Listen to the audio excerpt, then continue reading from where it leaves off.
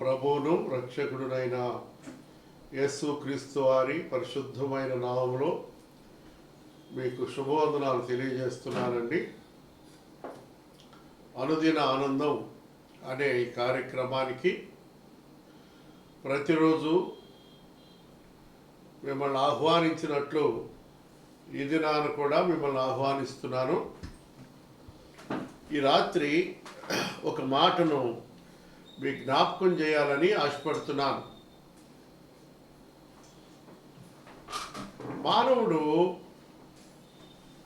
వేటి మీదో నమ్మకం పెట్టుకుంటాడు. నిన్నటి దినాన ఒక ఫర్నిచర్ షాప్కి వెళ్ళాను. నేను ఎక్కడికి వెళ్ళినా వారు ఎంత గొప్పవారైనా వారితో నా సాక్ష్యాన్ని పంచుకుంటాను. అలా మాట్లాడుతూ ఉండగా ఆయన మాట్లాడుతూ ఏదైనా ఒకటేనండి, అందరూ ఒకటేనో అని అన్నాడు. అప్పుడు నేను యేసు ప్రభువుని గురించి వారికి వివరంగా చెప్పవలసిన అవసరత వచ్చింది. చెప్పడం కూడా జరిగింది. నిజమేనండి అంటారు, కానీ నమ్మే దగ్గరకు వచ్చేటప్పటికి కొంత ఇబ్బంది అవుతుంది. ఈ రాత్రి ప్రతి మనిషి ఎవరి మీద నమ్మకం పెట్టుకున్నాడు? నీ నమ్మకం ఎవరిపైన?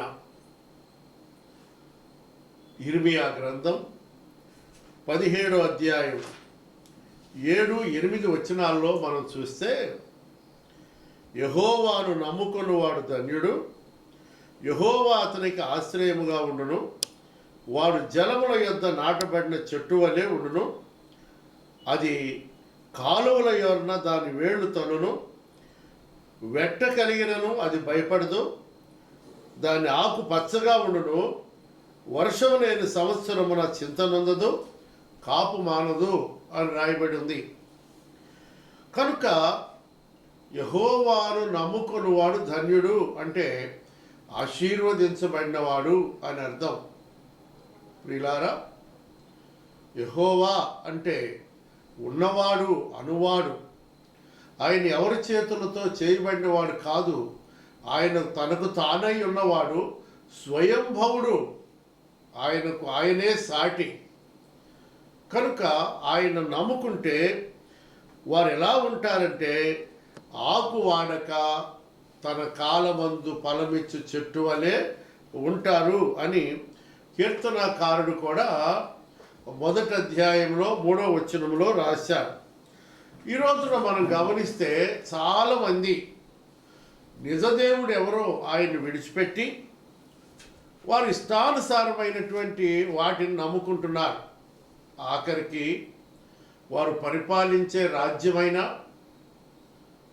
వారికి ఉన్న భోగభాగ్యాలైనా, బిడ్డలైనా వాటిని దేవుని కన్నా ఎక్కువగా ఎంచుకునే వారు లోకంలో ఉన్నారు. అలాంటి వారిని నేను కొద్దిమందిని ఈ రాత్రి నేను నా సమయంలో మీకు జ్ఞాపకం చేస్తాను. దానియేలు గ్రంథంలో ఒక వ్యక్తి ఉన్నారు. ఆయన పేరు నెబుకద్నెజర్ రాజు. చాలా గొప్పవాడు, మంచివాడు కూడాను. ఏమైందో తెలీదు, ఆ రోజు బయటకు వచ్చాడు. దానియేలు గ్రంథం 4వ అధ్యాయం 29 నుండి 33 వచనాల్లో మీరు తర్వాత చదువుకోండి. నేను క్లుప్తంగా ఈ మాటలు మీకు జ్ఞాపకం చేస్తున్నాను. ఆయన 12 నెలలు గడిచిన తర్వాత అతడు తన రాజధానియగు బబులోను నగరం యందు సంచరించుచు ఇలా అనుకున్నాడు, రాజు బబులోనును ఈ మహావిశాల పట్టణము నా బలాతిశయము, నా ప్రభావ ఘనత కొరకు నా రాజధాని నగరుగా నేను కట్టించినది కాదా? సింహాసనాన్ని ఇచ్చేది దేవుడు, రాజ్యాన్ని ఇచ్చేది దేవుడు. నిన్ను హెచ్చించేది దేవుడు, అనేకుల ముందు నిలవబెట్టేది దేవుడు. కానీ ఈ రాజ్యము ఒక ప్రత్యేకమైనటువంటి స్థితిగతి కలిగింది. ప్రపంచంలో ఉన్న వండర్స్లో ఈ బబులోనులో కూడా ఒక అద్భుతం ఉంది. అదేంటంటే వేలాడే తోటలు. అవి ఎక్కడ పుట్టినాయో, ఎలా వేలాడుతున్నాయో ఎవరికి తెలియదు. దాన్ని అంతటినీ చూసుకున్నాడు రాజు. తన ప్రభావ ఘనతను చూసుకున్నాడు. ఏమనుకుంటున్నాడంటే ఇదంతా నాదే, నేనే చేశాను, నేనే, నా వల్లే జరిగింది అనుకుంటున్నాడు. సృష్టికర్తను మర్చిపోయాడు, చేసిన వాడిని మర్చిపోయాడు. ఆయన ఆ అద్భుతమైనటువంటి ఆ యొక్క చర్యను ఆ రాజు మర్చిపోయి ఇలా అనుకోగా ఆకాశవాణి ఇలా మాట్లాడుతున్నాడు. చూడండి, రాజు నోట ఈ మాట ఉండగా ఒక శబ్దం వినపడెను. రాజుకు నెబుకద్నెజరు, ఇదే నీకు ప్రకటన, నీ రాజ్యము నీ యొద్ద నుండి తొలగిపోయింది, తమ యొద్ద నుండి మనుషులు నిన్ను తరుముతారు, నీవు అడవి జంతువుల మధ్య నివాసం చేస్తావు, పశువు వలె నువ్వు గడ్డి మేస్తావు అన్నాడు. విన్నారా అండి ఈ మాట? ఏ మనిషి అయినా దేవుడిచ్చిన దాన్ని చూసుకొని నాది అని ఎప్పుడు అనుకుంటాడో వాడు ఎవడైనా గడ్డి వేయాల్సిందే. నేటి రాజ్య పరిపాలకులను మీరు చూడండి. ఒకనాడు నేను నాది అనుకున్న వారు ఈరోజు ఎక్కడున్నారో. నెబుకద్నెజరు ఈ మాటలు పలుకుతుండగా దేవుడు అంటున్నాడు, నెబుకద్నెజరు, నాది నాది నాది అని నువ్వు అన్నావు కనుక నీవు పశువు అయిపోతావు, అడవికి వెళ్ళిపోతావు, 7 కాలాలు నువ్వు గడ్డి మేస్తావు అన్నాడు. ఆ మాట అలా ఉండగానే తన శరీరం మీద ఈకలు వచ్చినాయి, కాళ్లకు గోళ్ళు వచ్చినాయి, పశువులాగా అయిపోయాడు. ప్రజలు ఆ పశువును అరణ్యానికి తరివేశారు. ప్రియ సోదరి, ప్రస్తుతం నీవున్న ఘనత నీవు సాధించిందని నువ్వు అనుకుంటున్నావు. నీవున్న బంగళా, నువ్వు అనుభవిస్తున్న ప్రతి పరిస్థితి నీ కష్టమని నువ్వు అనుకుంటున్నావు. నిన్ననే కనుక నీ ఆయుష్కాలం ముగిసుంటే ఈరోజు నువ్వు ఆ మాట అనడానికి కూడా అవకాశం లేదు. కనుక నీవైనా నేనైనా మనం ఏది కలిగి ఉన్నా దేవుని వలన కలిగింది ఇది అని మనం చెప్పగలిగితే ఎంత బాగుండండి, ఎంత బాగుండునో. అతడు గడ్డి వేస్తున్నాడు. నాకు తెలుసండి, ఒకప్పుడు మహావైభవాలు అనుభవించిన వారు రోడ్డు మీద చేయి చాపి అడుక్కోవడం నాకు తెలుసండి. సార్, ఒక 10 రూపీస్ ఉంటే ఇస్తారా అని అడుగుతున్న వాళ్లను నేను ఎరుగుదునని నేను మీతో చెప్తున్నా.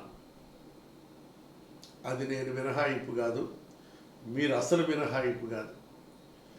కాబట్టి ఏది మనకున్నా ఇది నాది కాదు, దేవుడిచ్చింది అని చెప్పండి.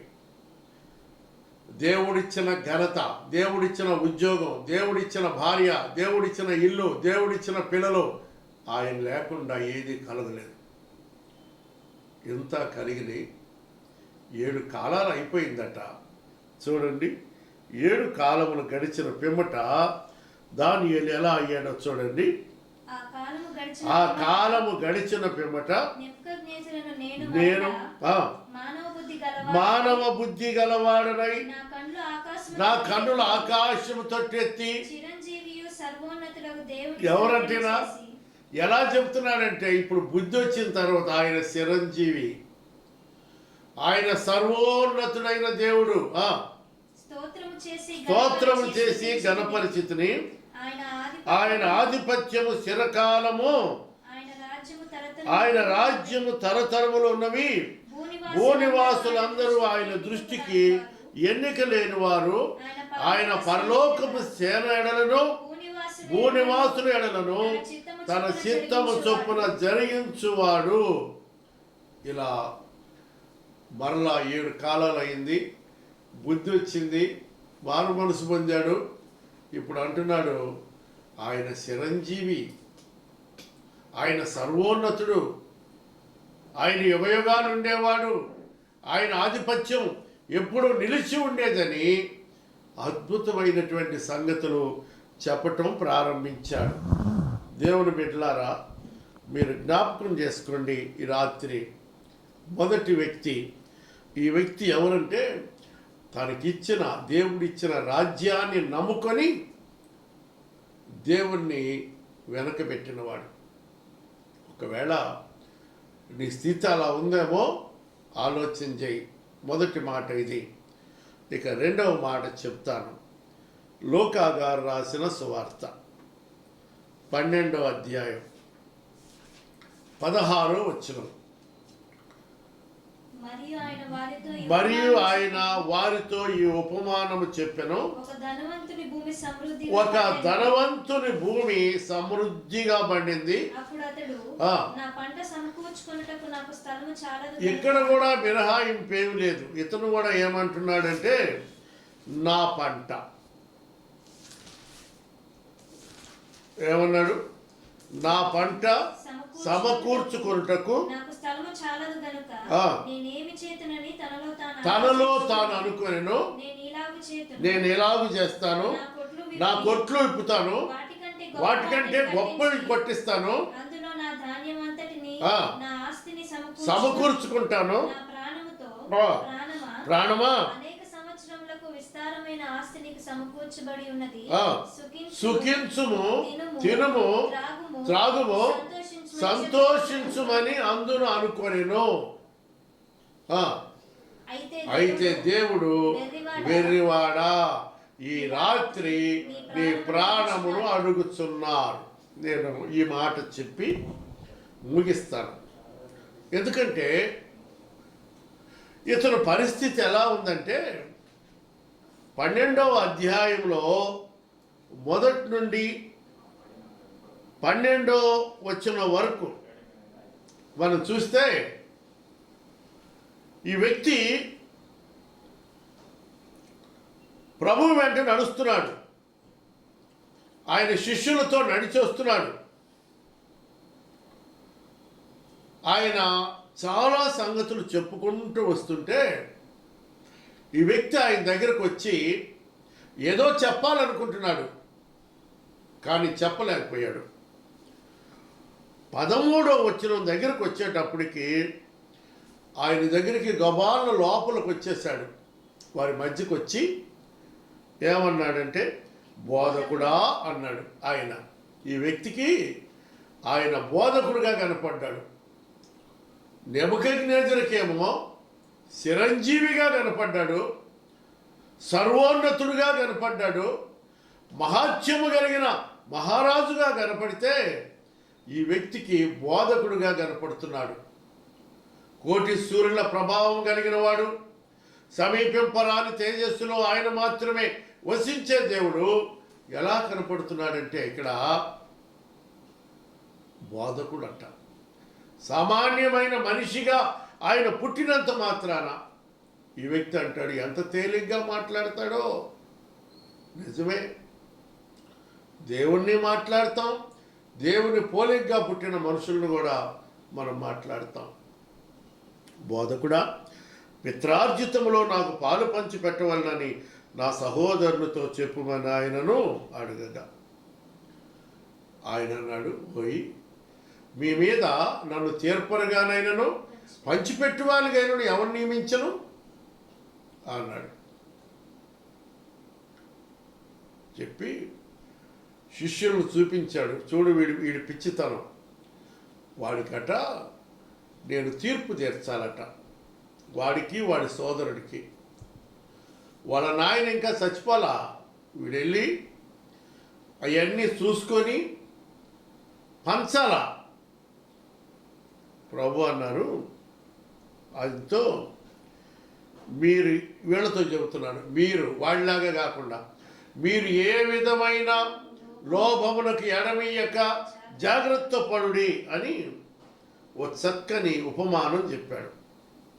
ఏమన్నాడు? ఒక ధనవంతుని భూమి సమృద్ధిగా పండెను. ధనవంతునిది గనక పండింది, అది అతడు చేయవలసిన సేద్యం అంతా చేశాడు గనక, వేయవలసిన మందులన్నీ వేశాడు గనక ఆ పంట పండింది. ధనవంతుని భూమి సమృద్ధిగా పండను, ఎప్పుడూ పండనంత. ఆ రాత్రి ఆ కళ్ళం దగ్గర కూర్చున్నాడు. అది గోధుమ పంటో వరి పంటో నాకు తెలియదు, కానీ అక్కడ కూర్చొని ఆశ్చర్యపోయి, నేను ఎంత గొప్ప నేర్పరినో, ఎంతగా పండించానో, ఇదంతా నా పంట, నా పంట, నా పొలం, నాది నాది నాది నాది ఇలా అనుకుంటా ఉన్నాడు. ఏమన్నాడో చూడండి. ఏమన్నాడు? నా పంట సమకూర్చుకొనుటకు నాకు స్థలము చాలదు గనక నేనేమి చేయుదునని తనలో తాను ఆలోచించుకొని, నేను ఇలా చేస్తా, నా కొట్లు విప్పుతా, వాటికంటే గొప్పవి కట్టిస్తా, అందులో నా ధాన్యం దేవుడిచ్చిందండవలా, అందులో నా ధాన్యం అంతా నేను అందులో పోస్తా.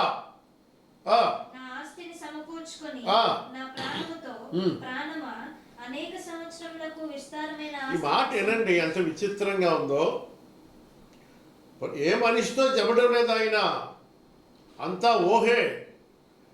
ప్రాణముతో, ప్రాణమా అనేక సంవత్సరములకు విస్తారమైన ఆస్తి నీకు సమకూర్చబడి ఉంది. విస్తారమైన ఆస్తి అనేక సంవత్సరాలట.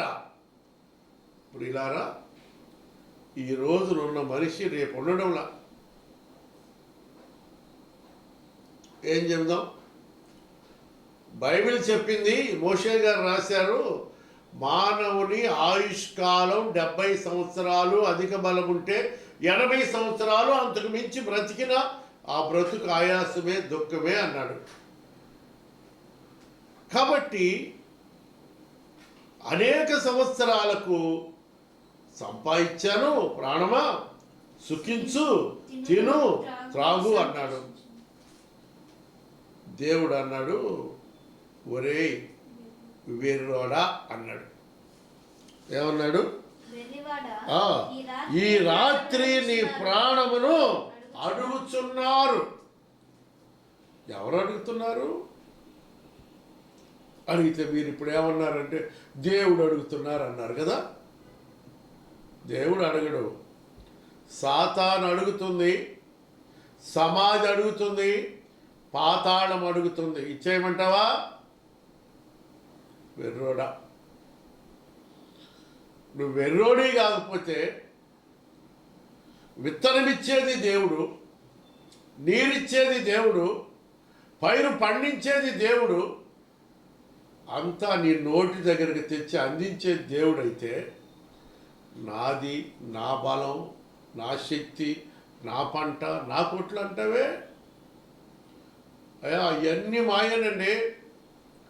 నేను ఒకరోజు తెనాలి ఒక గొప్ప దైవజనుని ఇంటికి వెళ్ళాను.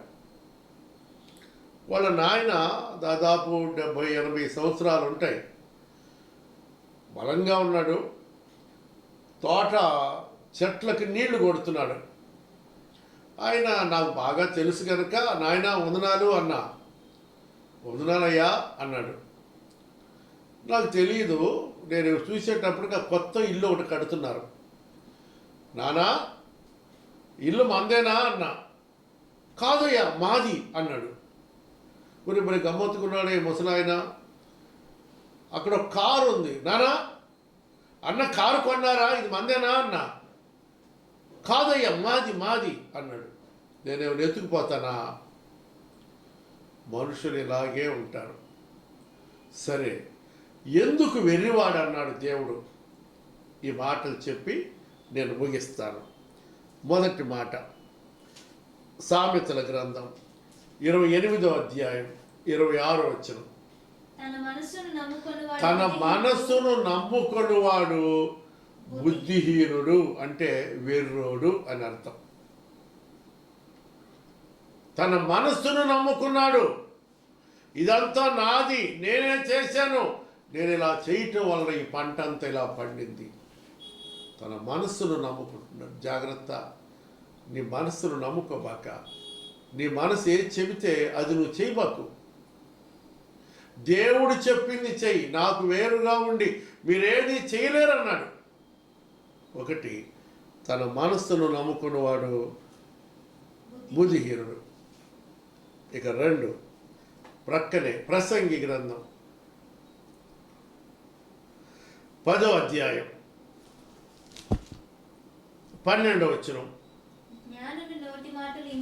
జ్ఞానుని నోటి మాటలు ఇంపుగా ఉంటాయి, బుద్ధిహీనుని నోరు ఏం చేస్తుందట? వాడినే మింగేస్తాడు. ఆడి మాటలు ఆడికే తగులుతాయి. ఎట్లాగన్నా అంటారేమో. మళ్ళా లోకా సువార్తకు రండి, 12వ అధ్యాయం 19వ వచనం. నా ప్రాణముతో ప్రాణమా అనేక సంవత్సరములకు వాడి మాట. నా ప్రాణం కూడా ఆయిందేనంట.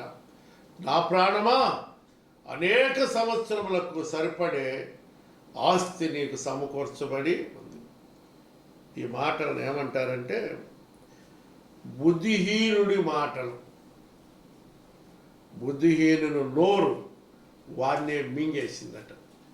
జాగ్రత్త, నువ్వు ఇలా అనుకుంటే నువ్వైనా నేనైనా మింగేస్తాయి మనల్ని ఆ మాటలు. ఇక 3వ మాట చెప్తున్నా, సామెతల గ్రంథం 3వ అధ్యాయం 35వ వచనం. జ్ఞానులు ఘనతను స్వతంత్రించుకుంటారు, బుద్ధిహీనులు ఏమవుతారంటే అవమానభరితులవుతారు. బుద్ధిహీనులు అవమానం పొందుతారు. ఇప్పటిదాకా ప్రాణముతో ప్రాణమా అనేక సంవత్సరములకు సరిపడ ఆస్తి నీకు సమకూర్చబడి ఉంది, సుఖించు, తిను, త్రాగు అన్నాడు. క్రిందకు వచ్చేటప్పటికి 20వ వచనంలో వెర్రోడా అన్నాడు. ఏమన్నాడు? వెర్రివాడా అన్నాడు. అంటే బుద్ధిహీనుడి మాటలు ఏమైనాయి అంటే అతన్ని ఎగతాళి చేసినాయి. వెర్రోడైపోయాడు. జ్ఞానిని అనుకున్నవాడు, తెలివితేటలు ఉన్నాయి అనుకున్నవాడు, నా టెక్నాలజీతో ఇదంతా చేశాను అనుకున్నవాడే పిచ్చోడుగా మిగిలిపోయాడు. అలా నువ్వు మిగలడం దేవునికి ఇష్టంలే.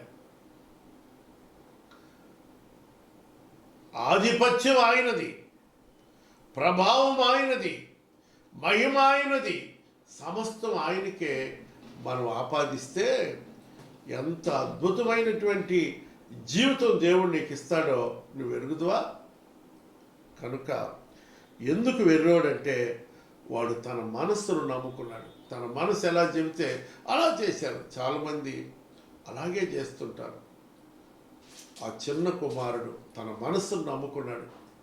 దూరదేశానికి వెళ్ళిపోయాడు. అక్కడ వ్యాపారం చేయవలసిన వాడు దుర్వ్యాపారం చేశాడు. సమస్తం కోల్పోయాడు. తండ్రి ఇల్లు జ్ఞాపకం వచ్చింది. మారు మనసు పొందాడు. తిరిగి తండ్రి ఇంటికి వచ్చాడు. జాగ్రత్త, దేవుడు మాట్లాడుతున్నాడు. వెర్రోడా, నీ మనస్సును నమ్ముకుంటావేంటి? చాలామంది యవ్వనస్తులు దినాన ఏదో చేయగలం అనుకుంటారు. చొక్కా గుండి లోడు తీసి రొమ్ము చూపించుకుంటా ఏమైనా చేయగలం, అమ్మా నాన్న లెక్కలే. జాగ్రత్త సుమా బాబు, మనస్సును నమ్ముకోబాక. నీ మనసు నిన్ను పాడు చేస్తుంది. గొప్ప గొప్ప భక్తులను పాడు చేసింది. ఈ రాత్రి నువ్వు పాడు కాకుండా చూసుకో. రెండవది అన్నాడు, జ్ఞానుని నోటి మాటలు ఇంపుగా ఉంటాయట, బుద్ధిహీనుని నోరు వాడిని మింగేస్తుందంట. బాగున్నావు, మంచిగా మాట్లాడుతున్నావు, దేవుడిచ్చిన ఆశీర్వాదాలు అనుభవిస్తున్నావు. నీ నోటితో నాది అని నీ నోటి మాటలే నిన్ను మింగేసేటట్టు చేసుకోబాక. ఇక మూడవది చెప్పాను, జ్ఞానులట ఘనతను స్వతంత్రించుకుంటారు, బుద్ధిహీనులేమో అవమానభరితులు అవుతారు. అంత సంపాదించినోడిని నాది నాది అన్నవాడిని దేవుడు అన్నాడు వీరువాడా అన్నాడు. చాలదు, అపహాస్యం చేయడం కదా అది.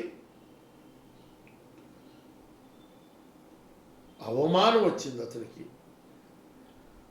ఈ వెర్రోడు కట్టుకున్న పేక మేడలు ఆ రాత్రి తన ముందే కూలిపోయినాయి.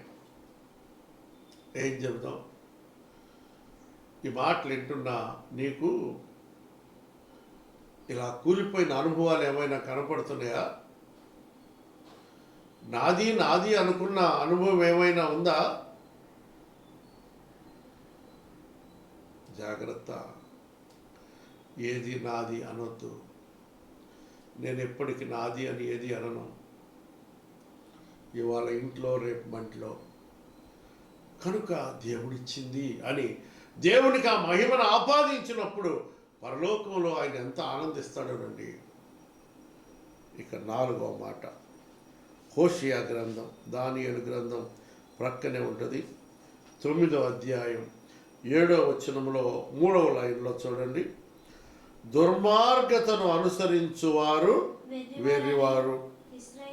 చాలు, దుర్మార్గతను అనుసరించే వాళ్ళు వెర్రోళ్ళు. ఏంటండి దుర్మార్గం? చూడండి ఎంత దుర్మార్గం చేశారో, ఎంత దుర్మార్గం జరిగిపోయిందో అని అనుకుంటాను.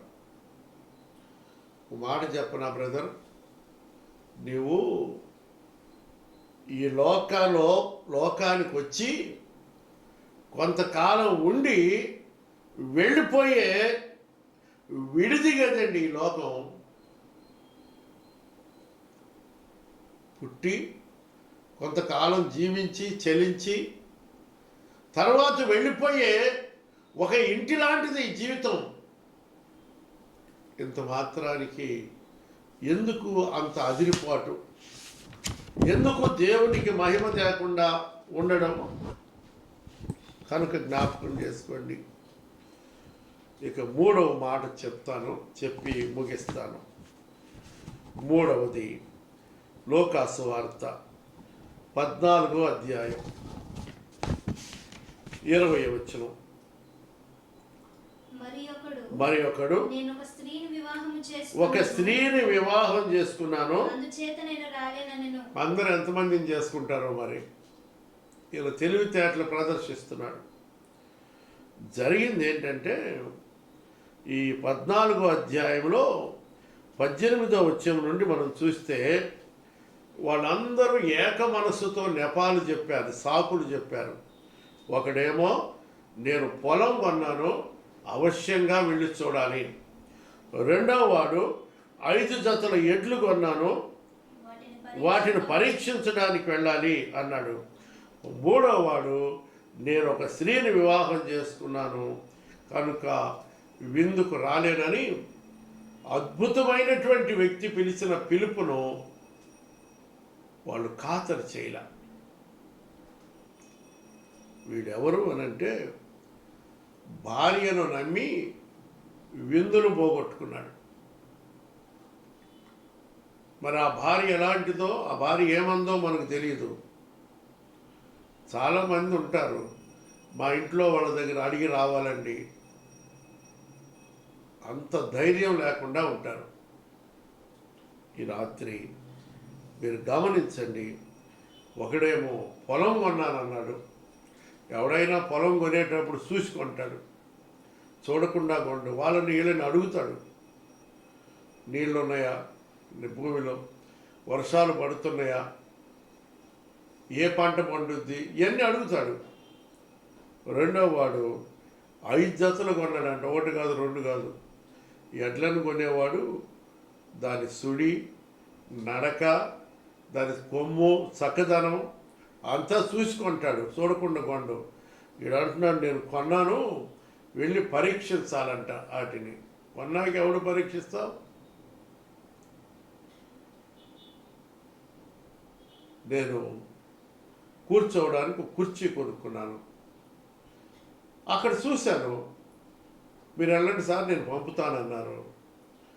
ఇంటికి వచ్చినాక అదేనా కాదా అంటారు పిల్లలు. ఏదేమైనా మనం ఏమీ చేయలేం. మనము పరీక్షించుకొని కొనుక్కోవాలా, కొని పరీక్షించకూడదు. కొని డబ్బులు ఇచ్చి ఆ వస్తువు ఇంటికి వచ్చినాక ఇది కాదు అని అంటే కుదరదు, మనదే తప్పు. కనుక ఇతడు అన్నాడు, నేను ఒక స్త్రీని వివాహం చేసుకున్నాను కనుక విందుకు రాలేను అన్నాడు. ఈ ముగ్గురి ప్రవర్తన ఏం చెప్తుందంటే మనకి దేవుని యొక్క ఆహ్వానాన్ని ద్వేషించడం, ద్వేషించే మనుషులను సూచిస్తుంది. వాళ్ళు ఎలాంటి వాళ్ళు అని అంటే, ఎఫెసీ పత్రికలో ఒక మాట చెప్పి చదువుకొని నేను ముగిస్తా. ఎఫెసీ పత్రిక 4వ అధ్యాయం 18వ వచనం. వారైతే పైన చెప్పండి, వారైతే అంధకారమైన మనసు గలవారై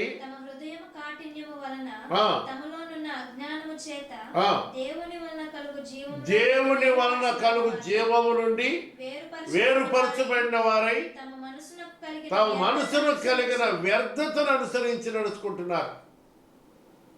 నీవు నేను అలా ఉండకూడదు ప్రియులారా. ఒకడు ఆ దేశాన్ని నమ్ముకున్నాడు, తన రాజ్యాన్ని నమ్ముకున్నాడు. రెండవ వాడు భూమిని, పంటను నమ్ముకున్నాడు. మూడవ వాడు భార్యను నమ్ముకున్నాడు. మరి నువ్వేం నమ్ముకున్నావో నాకు తెలియదు. వీళ్ళల్లో ఎవరు నమ్మినా నీకే ప్రయోజనం లేదు. మనుషులను నమ్ముకున్నవాడు శాపగ్రస్తుడు అని రాయబడింది కనుక దేవుని పిల్లలారా, ఈయన అన్నారు, యెహోవాను నమ్ముకున్నవాడు ధన్యుడు, యెహోవా అతనికి ఆశ్రయముగా ఉండును, అతడు జలముల యొద్ద నాటబడిన చెట్టు వలె ఉండును. కీర్తనకారుడు రాస్తాడు మొదటి కీర్తనలో, అతడు చేయునదంతయు సఫలమగును. ఆ కీర్తన నేను చదువుకున్నాక నాకు అర్థమైంది ఏంటంటే, ఈరోజు నా దేవుడు నన్ను ఉంచిన స్థితి అప్పుడు నాకు తెలియదు. దేవుడు ఏదైతే ఆలోచన చెప్పాడో ఆలోచన ప్రకారం నడిపించాడు. దేవుడు నన్ను ఆశీర్వదించాడు. నీకు కావాలా ఈ ఆశీర్వాదం? ఈ రాత్రి శిలువ దగ్గరికి. నీ కొరకు వేలాడిన ప్రభు, నీ కొరకు నలగొట్టబడిన ప్రభు నువ్వు చూడు, ఆయన మీద ఆధారపడు, ఆయన నమ్ముకో, నీకు మేలు చేస్తాడు. ప్రార్థన చేస్తా. ప్రియ తండ్రి, మీకు వందనాలు. ఈ రాత్రి మీరు ఇచ్చిన ఈ మాటలన్నిటి కొరకై మిమ్మల్ని స్తుతిస్తూ, ప్రభువా, రాజ్యాన్ని నమ్ముకున్నాడు ఒకడు, భూమిని నమ్ముకున్నాడు ఒకడు, భార్యను నమ్ముకున్నాడు ఒకడు. వారి ముగ్గురు జీవితాల్లో మేలే లేదు. కనుక నాయన, మేము మిమ్మల్ని నమ్ముకొని మేలు పొందటం కొరకు నన్ను మా బిడ్డలను సిద్ధపరచు. యేసు నామమున ప్రార్థిస్తున్నాం తండ్రి. వందనాలు.